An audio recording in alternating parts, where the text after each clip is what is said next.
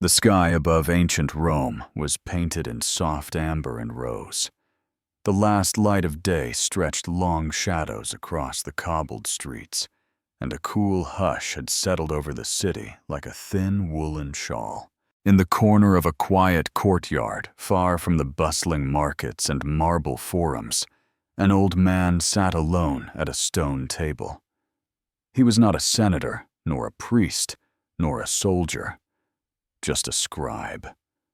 His robe was worn, his sandals frayed, but his inkpot was full, and that was enough. He had spent decades writing for others. Edicts, letters, records of taxes paid and unpaid. But now, as twilight gathered, he began to write something different. Not for a master, not for the emperor. Just for you. Tonight, he whispered, as if you were sitting beside him. I will tell you about the odd ways we once believed justice should be served. Not to frighten you, but to remind you how strange sleep and memory can be. He dipped his quill into the ink, and the feather rustled gently, like a bird, shaking off its wings before bed. Long ago, the Romans had believed in order above all else, and with order came punishment. But punishment was not always loud, nor always cruel in the way you might expect. Some were quiet, symbolic, almost poetic. Others were wild, even theatrical, blurring the line between theater and justice. And some were simply bizarre, so strange that they now exist only in faded scrolls and hesitant whispers. As the scribe wrote, you could almost hear the city breathing around him. The fountains murmured, the cicadas began their nightly rhythm, and the olive trees swayed as if agreeing with each word. There had been laws etched into bronze placed in the center of Rome for all to read, though most could not. These were the 12 Tables, the ancient foundation of Roman law, written when the Republic was still young and unsure. The laws were firm, yes, but they were also filled with peculiar little wrinkles. Do you know?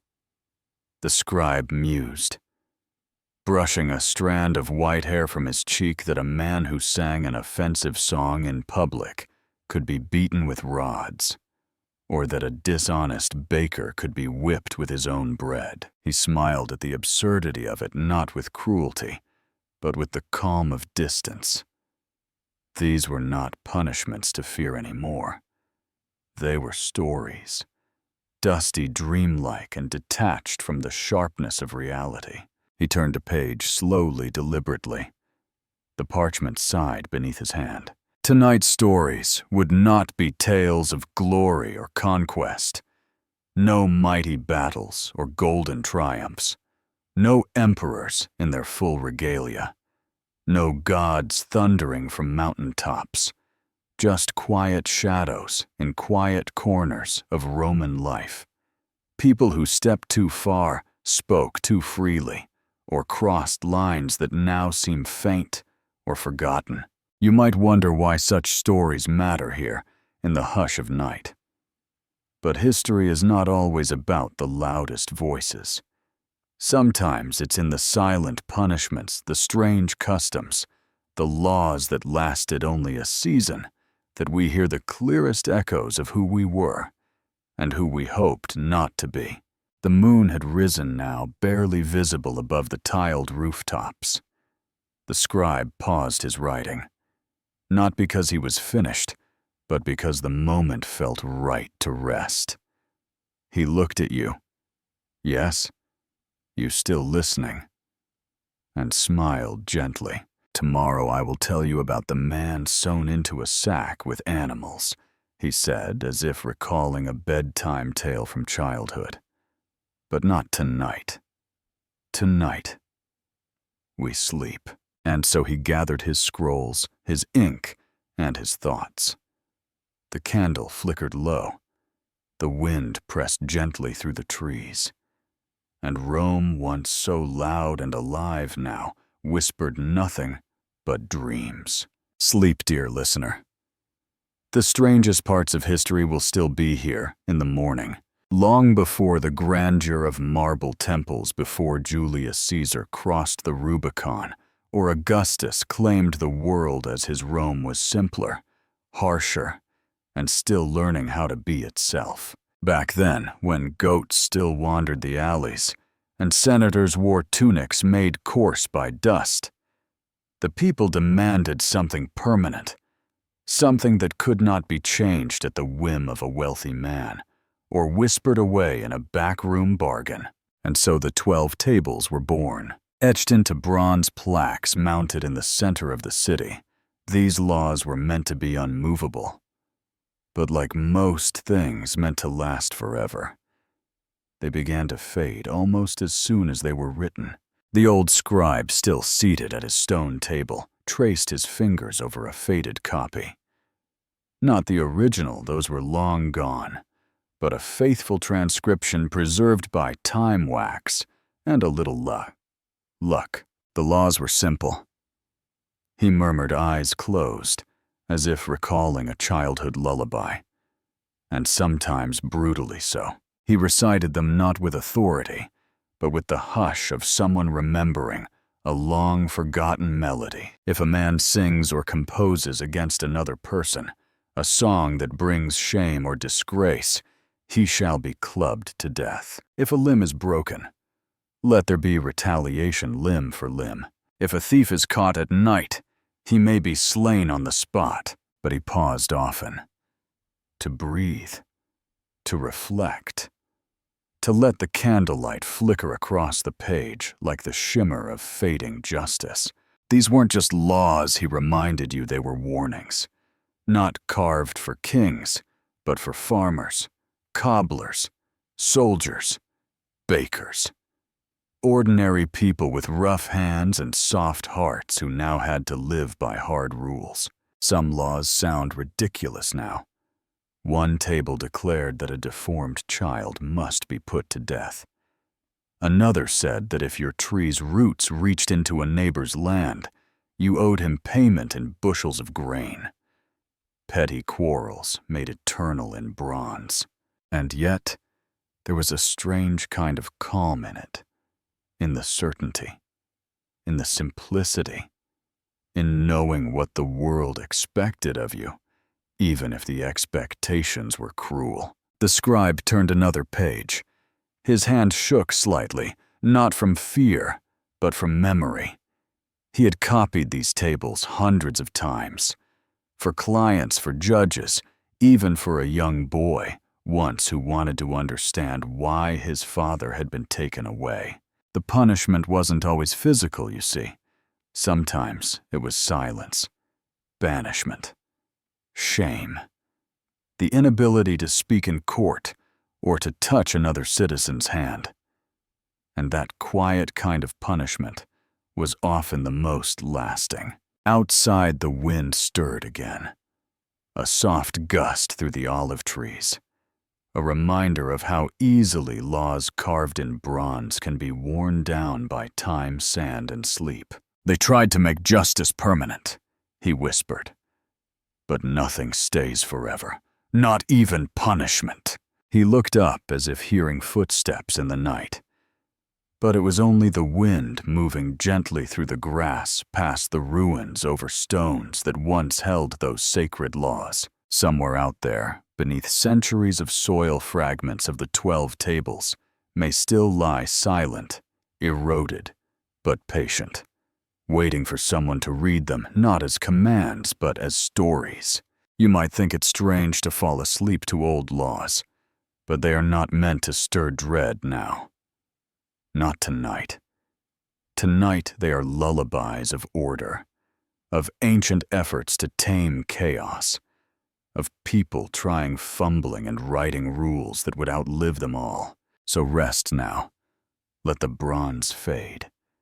Let the laws slip into dreams. Tomorrow we will speak of something stranger. We will speak of a punishment inside a sack. There are some stories so peculiar, so quietly strange, that they drift between history and legend, like leaves floating on a quiet stream. One such story, folded carefully into the annals of Roman law, begins with a sack. But not just any sack, a large heavy one stitched from oxhide, dampened at the seams, and waiting patiently on the banks of the river Tiber. Inside it held not just punishment, but a peculiar kind of ritual, a performance of guilt and fate played out in silence under the watchful gaze of the city's edge. Penalties the scribe whispered, as if the words themselves were stitched from thread and shadow. The punishment for the crime of parricide, the murder of one's own father, a rare crime, but in ancient Rome so feared, so unspeakable, that it was met not with fire, nor sword, nor exile, but with an act of dark theater. The condemned would not be executed alone. Oh no. First they were stripped. Not of dignity there was none left, but of citizenship. Their very status as Roman's son was erased. Then came the sack. Into it they were sewn alive, but not alone. With them went 4 companions, a dog, a monkey, a snake, and a rooster. Why those animals, you might ask, your voice barely above a thought. Even the old scribe didn't know for sure. He had copied the ritual many times in ink and never quite understood it. Some said the dog stood for loyalty betrayed. Others claimed the monkey mocked humanity. The snake was for treachery. The rooster for the passage of time, mourning each moment lost in the darkness. But in truth, no one really knew. Not the priests, not the magistrates, not even the executioners. It was simply tradition. Ancient, unquestioned, and sealed with law. Once the sack was stitched shut tight with no space for air or prayer, it was heaved into the river. There, in the cold, slow current of the Tiber, the final sentence unfolded. No crowd, no cheers, just water and silence. The punishment wasn't about pain, the scribe thought, as he rested his pen for a moment. It was about disconnection, removing the guilty from land, from breath, from society, and even from the animal kingdom, doomed to die. Not as man, but as myth. It was not justice, he whispered, but memory. A reminder, and still it had its poetry. In the way the sack floated briefly, in the way the animal stirred confused and frantic, in the way the river accepted them all without question, the same way it accepted lost coins, torn sandals, and the tears of those left behind. No one spoke of penalties with fear. Not anymore. That time had passed. Now it lived only in ink and half-sleep whispered from one tired mouth to another, drifting like smoke from a candle nearly out. We feared parricide, the scribe said, because we feared what would happen when the sacred bond broke, when a son forgot his father's name or worse, remembered it only with hatred. He closed the scroll slowly, gently. This tale was finished, and the river he imagined still flowed on ancient and indifferent. You may be wondering how such a punishment could ever feel. Calming. But you are not in that sack. You are here in your bed under a warm blanket, listening not to water or cries or law, but to the soft rustle of history. Far, far away. Let it stay far. Let the river carry that memory while you drift into safer dreams. Tomorrow perhaps we'll explore a bakery and learn how loaves could be weapons. The streets of Rome smelled of ash flour and olive oil. In the early morning, long before senators yawned beneath their togas, or soldiers clanked down the stone roads, the bakers had already begun their work. They rose when the sky was still ink dark, kneading dough in half-sleep. their hands white with flour, their minds silent and steady. To the people of Rome, bread was not just food, it was a right. The grain dole. The annona ensured that even the poorest citizen could break bread each day. And with bread came responsibility. If you cheated the people, the scribe murmured, leafing through a scroll smudged with old flour stains, Rome would not forget, even if your oven did. In the quieter corners of the city, inspectors. Yes, there were such men measured loaves and weighed them. Not out of hunger, but for justice. If a baker dared to cheat, perhaps, by adding sand to his dough, to save on flour, or by shaping loaves to appear larger than they were, he could expect punishment. But not chains, not exile, no fiery execution. Instead, Rome would let the bread speak. They would bake the offending loaf again, he explained, but longer, until it was hard as stone. Then, in a quiet corner of the forum, or perhaps in front of the baker's own stall, the punishment was carried out. The hardened loaf, now more brick than bread, was used to beat the baker. Not to injure, but to shame. A poetic irony. A loaf weaponized not by cruelty but by consequence. Imagine it, if you will, a man in a flour-dusted tunic. A crowd gathered not out of rage, but curiosity. And a magistrate holding a stiffened sourdough like a relic. One blow. Maybe two. Then a fine. Then silence. The punishment wasn't about pain. It was about the story that followed. For weeks, people would point. That one, he was beaten with his own bread, and people would remember.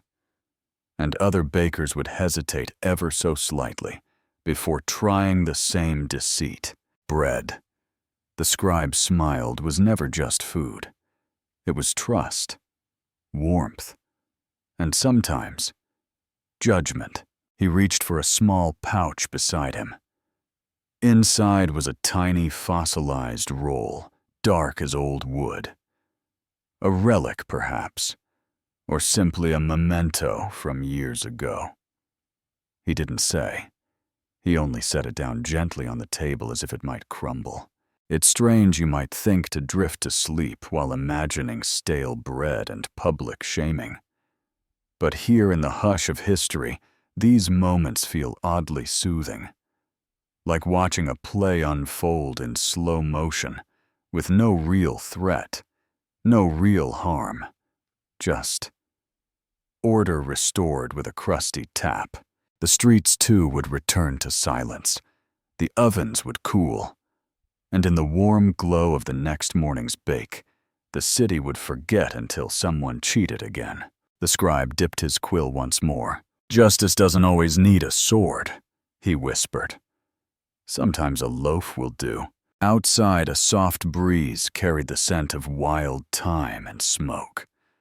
The moon was pale, barely a smear behind the clouds. Everything felt still, measured, balanced like a scale set gently to rest. You are safe here, in this quiet space between absurdity and sleep. Let the stories wash over you like warm air from an old bakery. Let the punishment stay on parchment. Let your breath slow, because tomorrow we speak not of bread, but of silence. The cold kind, the exile kind. Some punishments make noise, chains rattling, crowds shouting, hammers striking wood or bone. But some punishments are quieter. So quiet, in fact, that they echo only in the absence of things.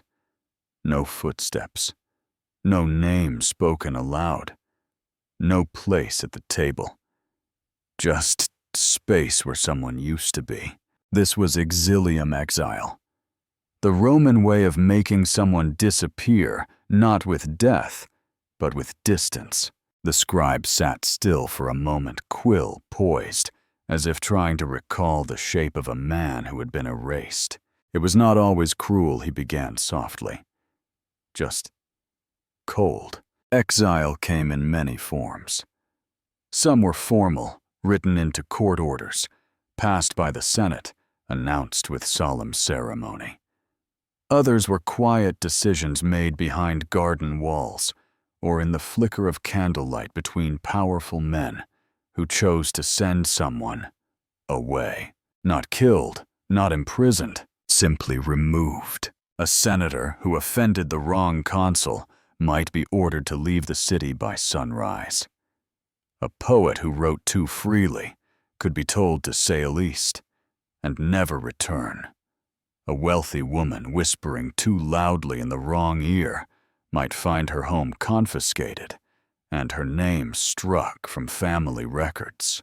One day they were there, the scribe whispered, and the next, only dust where their sandals once stood. There was a cruelty in that silence. A Roman citizen prized his civitas, his right to speak in the forum, to vote, to wear the toga. To take that away was not merely punishment. It was erasure. And yet there was something strangely soft about exile. It wasn't violent. There were no flames, no blades. Just a long walk to the edge of the city, a quiet boat ride across the sea, a life spent among strangers who did not know your name, or worse, remembered it all too well. Ovid the scribe said, looking toward the window, as if the poet might be out there. Still wrote his best verses in exile. Indeed, Publius Ovidius Naso, the poet of love and longing, was exiled by Augustus himself. The reason no one quite knows. A poem and a mistake, Ovid wrote cryptically, and so the man who once walked among emperors found himself alone on the far edge of the empire, composing verses to an empty shoreline, sending scrolls that would never be answered. Even in exile, the punished found ways to endure. Some grew gardens, some wrote letters. Some vanished entirely into the local towns, becoming myths in a land that never knew them. The punishment of exile was not about pain. It was about forgetting. It asked, what happens to a man when his city no longer remembers he exists? The scribe dipped his quill again. Sometimes he whispered, we fear silence more than suffering. He thought of the empty chairs in the Senate, the bedrooms left untouched, the letters burned before they could be read. All the gentle ways in which a life was removed like a single line from a scroll, struck through, not torn. Outside, the wind moved low through the cypress trees. You could almost hear the sound of sandals on gravel walking farther and farther away. No screams, no farewells, just the long road and the soft hush of being forgotten. Let that thought settle like dust on marble. Let it drift through your chest, slow and weightless. You are not exiled tonight. You are here. Warm. Remembered. At rest. Tomorrow we will explore a different kind of fire. A punishment hot and flickering, but we will tell it gently as always. For now, sleep. Let the silence be kind. Fire in ancient Rome was a force both sacred and feared. It warmed their homes, cooked their bread, lit the temples of Vesta. But it also consumed. It devoured tenements, turned scrolls to ash, and at times, it punished. There was once a chair, not a throne, not a stool for scribes, but a chair of metal, usually bronze, sometimes iron, built not for comfort nor contemplation, but for judgment. It was called the Cella Calida, the hot chair, a place where the condemned would sit, not as a citizen, not even as a criminal, but as a symbol. Their crimes so offensive, so foul in Roman eyes, that words were not enough. It had to be answered with heat. But don't imagine flames leaping. The scribe whispered gently, brushing a fleck of ash from an old scroll. No, think slower, more ceremonial. The chair was not placed in a dungeon, but in a public square. Sometimes the forum, sometimes the baths. A brazier beneath it would be lit, slowly, reverently, with priests or magistrates watching not in anger, but in silence.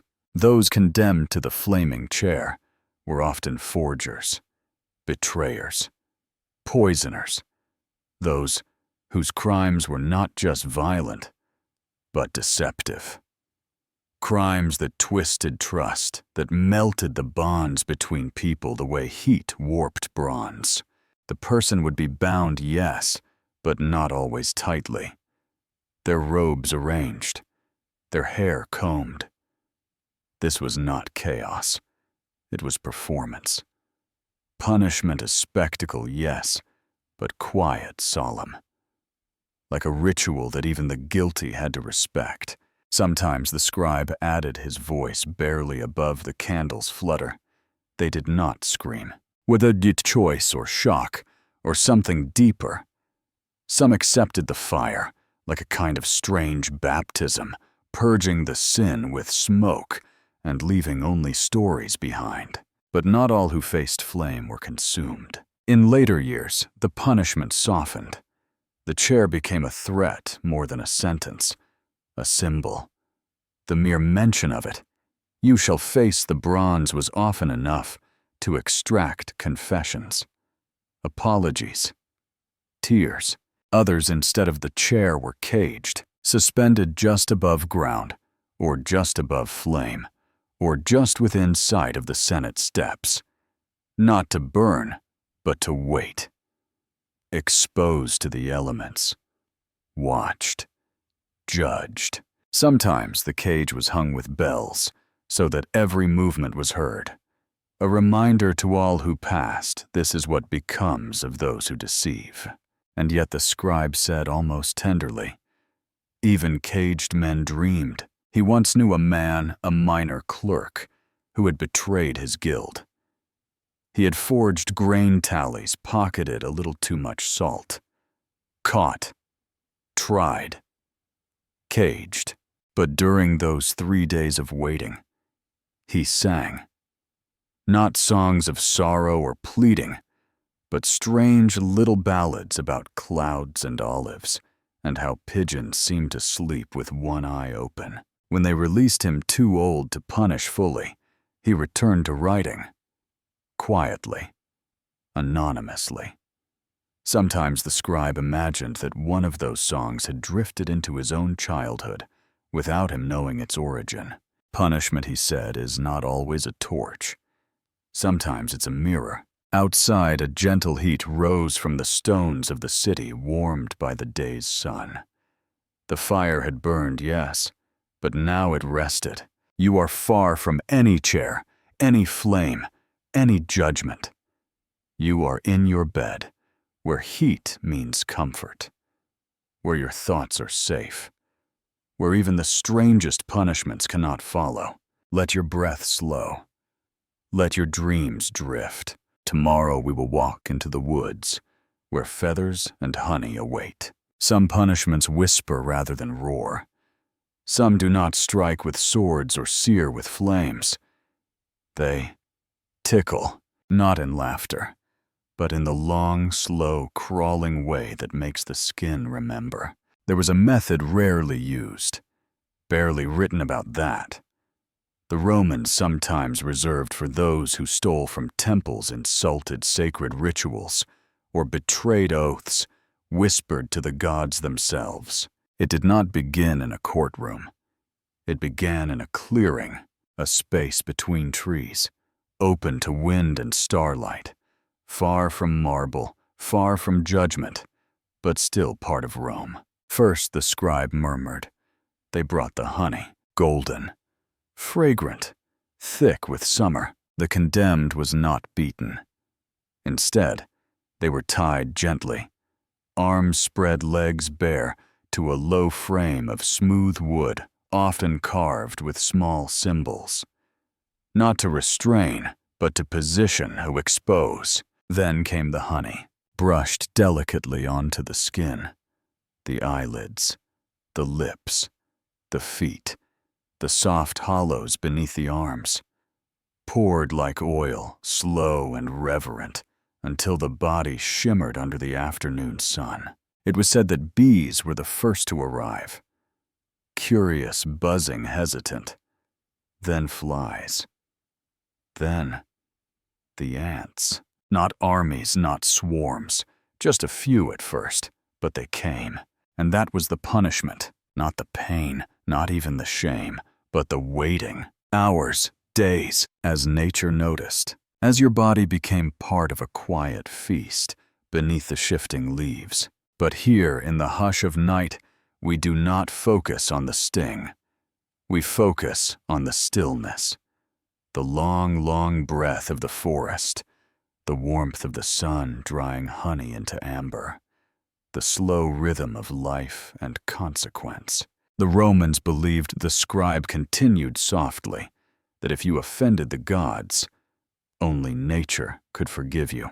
So they gave you to the trees, to the wind, to the ants, to time. Not every story ended in death. Some men were pulled from the frame after a day, exhausted, silent, forever altered.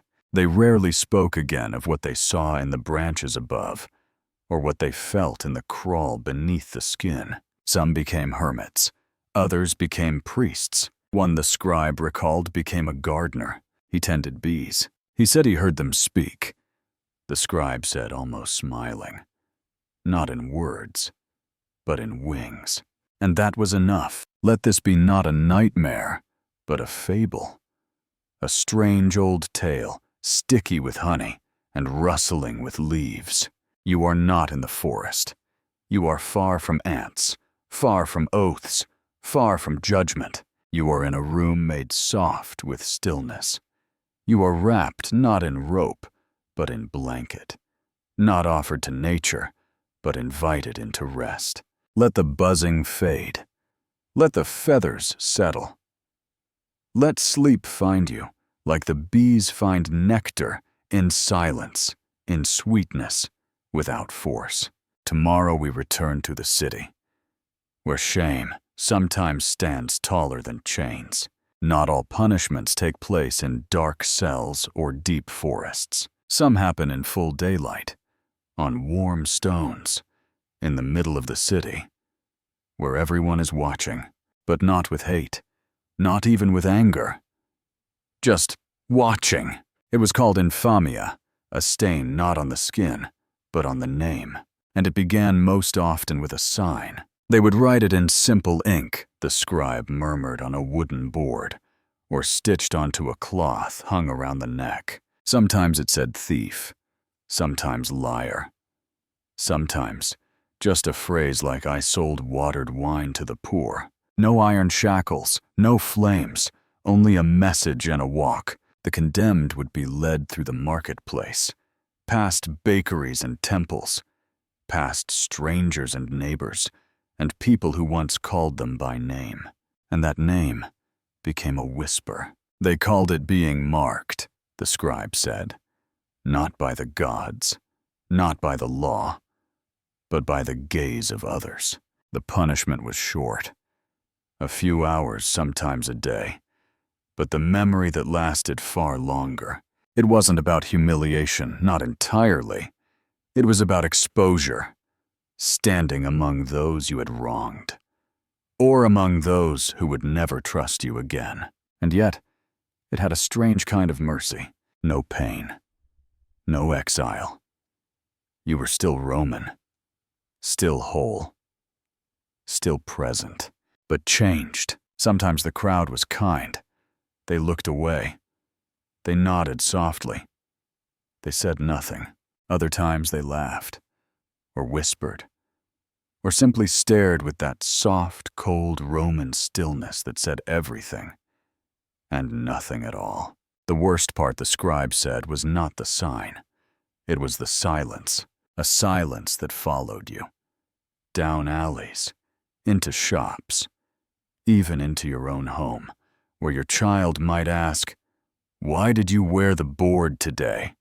"Father." Some wore it with pride, as a protest, as a defiance. Others wept beneath it.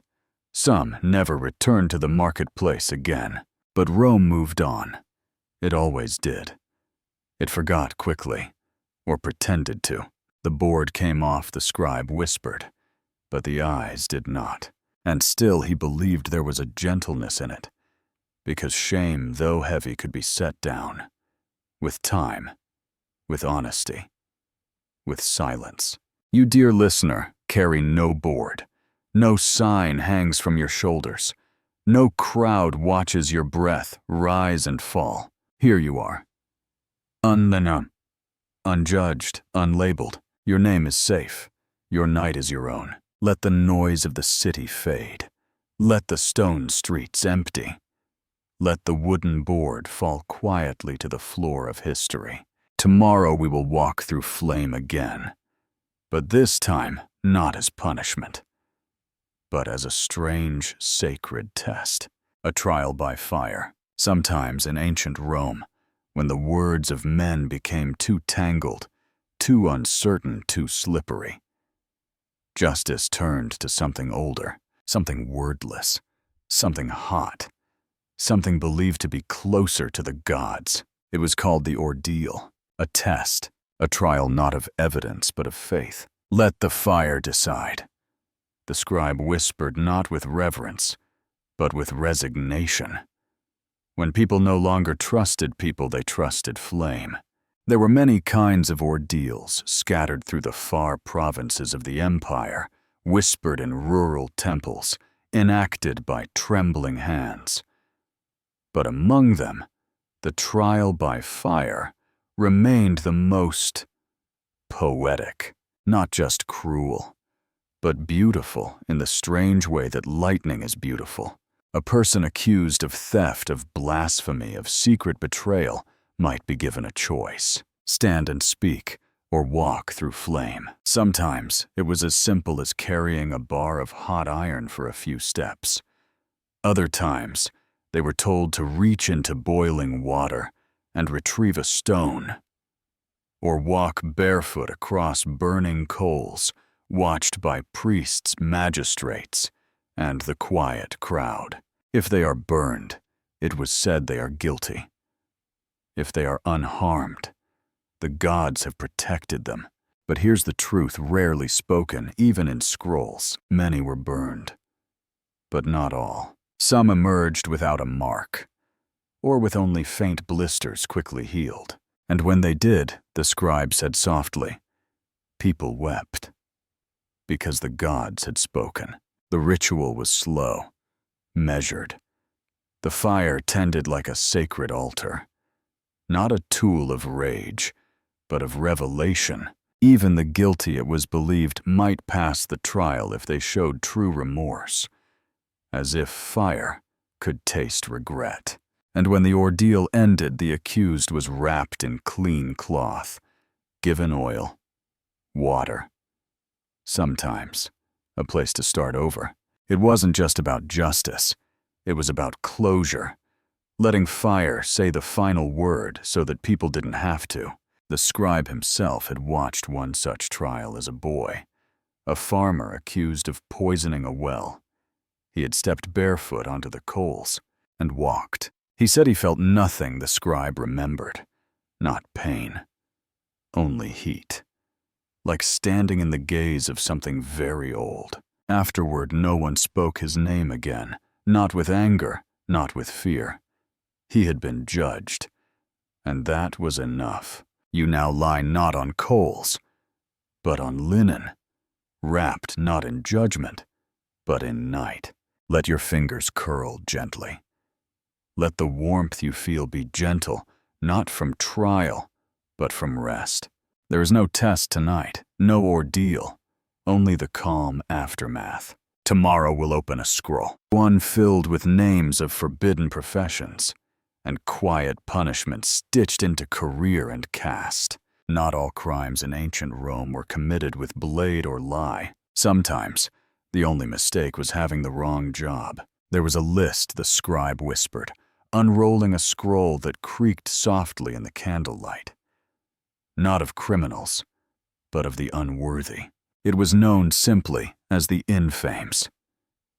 The list of those whose profession made them less than honorable, not for what they did illegally, but for what they did legally every day. Actors, dancers, gladiators, grave diggers, butchers, executioners, and yes, even lupanarii, the keepers of Rome's dim-lit brothels. To live by certain trades, the scribe murmured, was to live without rights. These people could not vote.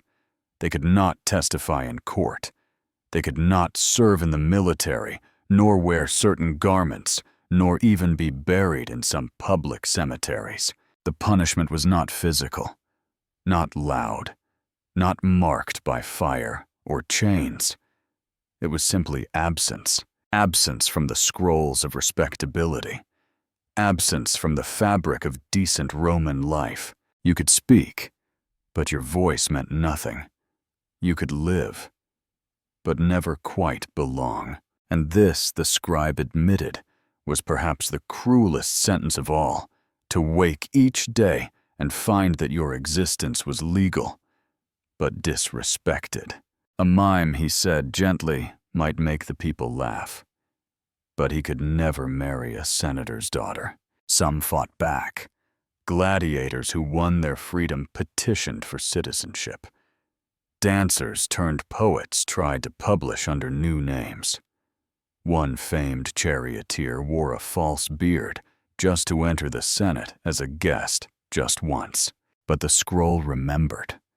And Rome remembered. Even when people forgot. There were even whispers that certain professions were cursed. That if you were born to a tanner, or an undertaker, or a rope maker who dealt with execution knots, you would carry that stain in your blood. But isn't that strange? The scribe mused how the most necessary jobs were the least respected. Rome needed its actors, its fighters, its grave diggers, and yet punished them not with lash or fine, but with silence. Let this part of history pass through you gently. Let it remind you not of cruelty, but of how fragile belonging can be. You tonight need not prove anything. You are not on a scroll. You are not excluded. You are not labeled. You are here, breathing, whole. Let the candle flicker low. Let the parchment roll shut. Let the list fade into ash, because tomorrow we return to the strangest theater of all, where the punishment was not to watch, but to act. In the golden hours of the afternoon, long after the city's stones had been warmed by sun and silence, the Roman theaters opened their doors. People poured in not in fear, but in excitement. The seats were stone, the crowd eager. The smell of oil lamps mingled with sweat and honeyed nuts. The playbill announced something dramatic, something grand. But tonight's performance was different. They called it damnatio ad bestias, the scribe said softly, not with judgment, but with awe. Condemnation to the beasts, but through drama, because in Rome, the line between punishment and performance often blurred, and sometimes the condemned were not led to the gallows. They were cast. A mouse sentenced to death might be dressed as a mythological figure, Prometheus perhaps, or Orpheus, or the doomed Icarus. He would step onto the stage not as himself, but as the role written for him. The audience, knowing what was to come, would watch with a kind of fevered reverence. He did not know his lines, the scribe said, but he knew the ending. The story always ended in death. But it was written that way. If he was Prometheus, he might be chained to a painted rock, while a trained eagle descended no longer symbol, but sentence. If he was Hercules battling beasts, real lions might be loosed onto the stage. If he was a thief playing Icarus, He might be hoisted by wires over the crowd, then dropped not into the sea, but onto hard sand below. It was justice, but it was also theater, and that perhaps made it all the more haunting. People clapped, the scribe murmured, not out of cruelty, but out of ritual, as if applause could absolve them of what they'd witnessed. For the audience, it was entertainment. For the condemned, it was a final act. And, for the city, it was cleansing. Even emperors attended. They smiled. They leaned forward. They offered praise for the performance. But afterward, no curtain call. The stagehands swept the floor. The actors dispersed. And the next day, a new story would be chosen. A new myth. A new man to play the part he could never rewrite. What a strange grace, the scribe mused. To die not as yourself, but as a legend. There were those who embraced it. One prisoner, when offered a quieter death, demanded instead to perform. He had been a playwright once, and he said, "Let me go out with a line in my mouth." And so he did. Tonight, though, you don't need to perform. You are not cast. You are not watched. No one expects anything of you here. Only rest. Only breath. Only this warm pause between stories. Let the lights of the theater fade. Let the dust on the stage settle. Let applause turn into waves of sleep, because tomorrow we rise early, to visit the arena not for performance, but for the quiet before the blood. Before the roar, there is always silence. Before sand is darkened by blood, it lies golden untouched. And before two men face each other beneath a sunlit sky, they often sit in stillness. It is this moment, the quiet before the clash, that Rome rarely speaks of, but the scribe remembers. Not every gladiator was born for blood, he said softly, turning a page with hands slower than time. Many were given swords, not by choice, but by sentence. Some were slaves. Others were prisoners, thieves, rebels, debtors, men whose crimes had not earned death, but something more. Theatrical, they were given armor not for protection, but for show. A helmet shaped like a fish, a shield painted with wolves. They were renamed, not Lucius or Marcus anymore, but the panther, the scorpion, the hound. And the night before their fight, the scribe whispered they were not fierce. They were quiet. Imagine one, if you will, a young man barely 20 once caught stealing figs from the emperor's orchards. Too small a crime for execution. Too bold to ignore. He was sentenced to the arena not to die, but to entertain. And the night before, he sits in a cell carved into the Colosseum's underbelly. The walls hum with the sounds of beasts pacing behind gates. Far above the moon spills over the arches like milk. He writes, not a confession, not a plea, Tanti, just a letter, to no one. If I live, he pens slowly, I will open a vineyard. If I die, let the sand remember my steps. No one reads it. But the scroll is found years later folded beneath his cot. The next morning the city awakens. The crowd gathers. Trumpets sound. But before the gates lift, before the fight begins, there is a breath. A long, slow inhale that stretches from the lowest stone of the arena to the highest seat of the emperor. This is the calm. This is where fear becomes form. The gladiators do not scream. They do not boast. They nod to each other, sometimes even smile. They understood, the scribe says gently, that the fight was not about hatred. It was about rhythm, about ritual, and not all died. Some were spared. Some became heroes. Some lived to fight again and again until their names were chanted by children in alleyways. But all remembered that one breath, That one moment of stillness before the storm. It was theirs. A pause in history. A quiet in the heart of noise. You now rest in that same pause. No armor, no name to defend, no crowd, just the hush before morning, the space between one heartbeat and the next. Let your thoughts settle like sand undisturbed. Let your breath slow like a sword being lowered. Let the calm hold you. Tomorrow we descend deeper, not into the arena, but into the prison beneath it, where even sighs are ancient. Beneath the grandeur of Rome, under the clamor of sandals on stone, under the songs of merchants and murmurs of priests, there was a place the city rarely spoke of. It was called the carcer, the prison, not a place of screams, but of silence. The Romans did not build their prisons to hold men for long, the scribe whispered. Only long enough for judgment. Unlike the sprawling dungeons of later kingdoms, the Carcer Tullianum, Rome's most ancient prison, was small, cold, stone upon stone.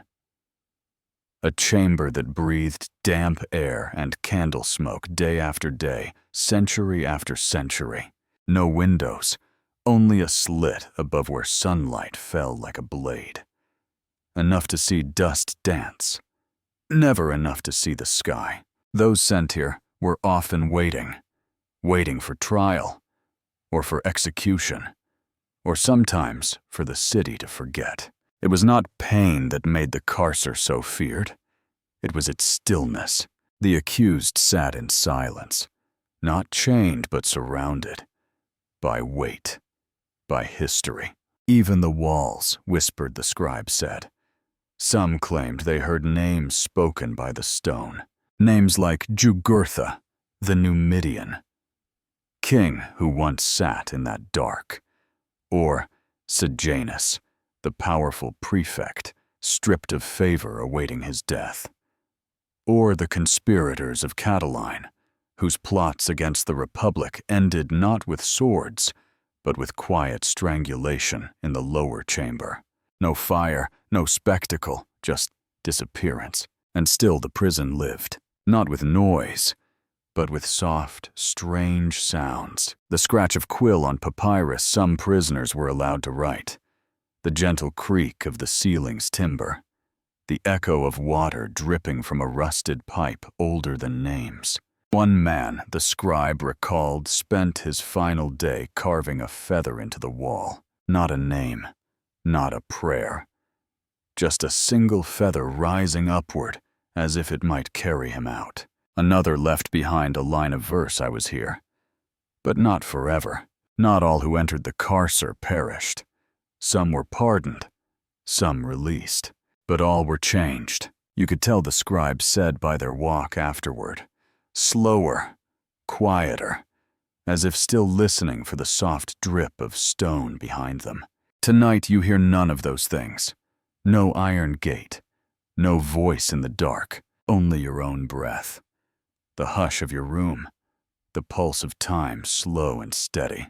Let the carcer stay beneath your feet, distant still, and sealed. Let the names stay in stone. Let the torch in the hallway go out. Tomorrow we'll leave the prisoners behind and look up, toward the emperors, those who punished with gestures, who ruled with a glance, and whose whispers could mean death. Some punishments don't need law, or soldiers, or even words. Some punishments fall like a shadow, a nod, a gesture, a silence that ends a name. In Rome, the scribe said quietly, justice was often written by emperors, with their eyes.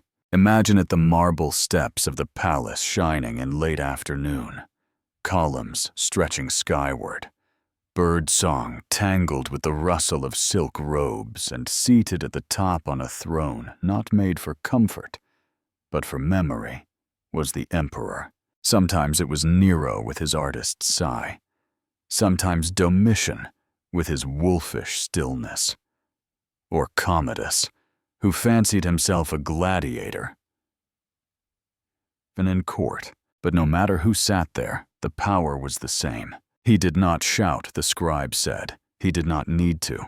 A glance from the emperor could unravel a life. You could walk into the palace a citizen with sandals tied and tunic clean, and walk out with your home. Seasoned your name struck from the record, your statue toppled into the Tiber. If you walked out at all, some were punished for treason, others for satire. A poorly chosen poem, a rumor at a dinner party, a silence mistaken for disloyalty. One man, the scribe whispered, was exiled for yawning too deeply in the emperor's presence. Another was executed for wearing purple, a color too close to imperial robes. But what made it strange was how little was said. No proclamation, no bronze plaque. Just a servant's tap on the shoulder. Just a note on a scroll that never reached its owner. Just a dinner invitation that never came. And Rome understood. It always understood. Because in the empire, power didn't shout. It breathed. And you listened or you vanished. The most feared punishment, the scribe said, was to be noticed by the wrong man at the wrong moment. And yet he paused, almost wistful. Some of those condemned by emperors became more than names. They became legends. Seneca the Stoic, banished, recalled then, made to take his own life. Agrippina, mother of emperors, who watched the glint in her son's eye, and knew her time had come. And thousands more forgotten, but for a whisper flickering like oil lamps before a gust. Tonight you are not watched. No eyes weigh your breath. No throne decides your fate. You are unseen, safe, held not in judgment, but in stillness. Let the scrolls close. Let the hall grow dark. Let the emperor fall asleep on his throne. And you? Drift. Tomorrow we return to the place where all stories began, where the man with the quill sits beneath a Roman moon and lets the past rest once and for all. And so the stories were told, not to shock, not to frighten, but to let them go, one by one, like birds loosed at dusk. The sack with beasts, the honey and ants, the bread turned to stone. The theater soaked in myth, the silence of exile, the glance of an emperor. Each one carried gently into the wind. The scribe sat where he always had, beneath the fig tree beside his old table scrolls, curled at the corners like sleeping cats. The candle had burned low, its wax pooled like memory. The quill in his hand was dry. He no longer wrote. He simply breathed. Behind him, the city rested. Rome, ancient eternal, had grown quiet. Not dead, not even still, just calm. You might imagine him leaning back, his eyes half-lidded, listening not to the stories anymore, but to the silence between them. There were always punishments, he said softly. Not to you, not to anyone, just to the night. But not all were cruel, and even the cruelest fade in time. Overhead the moon had risen, not bright, not cold, just full. It laid its silver across rooftops and aqueducts, kissed the old temples, and touched gently upon the Tiber. Even the stones seemed to breathe. The prisons were closed, the swords were sheathed, even the lions in their cages had curled against straw, unmoving. Rome, for all its noise and fire and fury, now whispered only peace. And the scribe! He closed his eyes. Sleep comes for all of us, he whispered. Even for emperors, even for laws, even for memory. And so it does. You lie now, not in a dungeon or arena, not beneath the weight of judgment, but beneath your own soft roof, wrapped in silence, touched only by breath. No scrolls wait for you. No trials, no names to answer to, only the hush of the night, and the faintest echo of old stories now drifting into dreams. Let them go. Let the sack sink. Let the honey dry. Let the iron chair cool. The board fall. The feathered stone grow smooth with time. Let the past be parchment, and let sleep be your empire now wide, still, and eternal.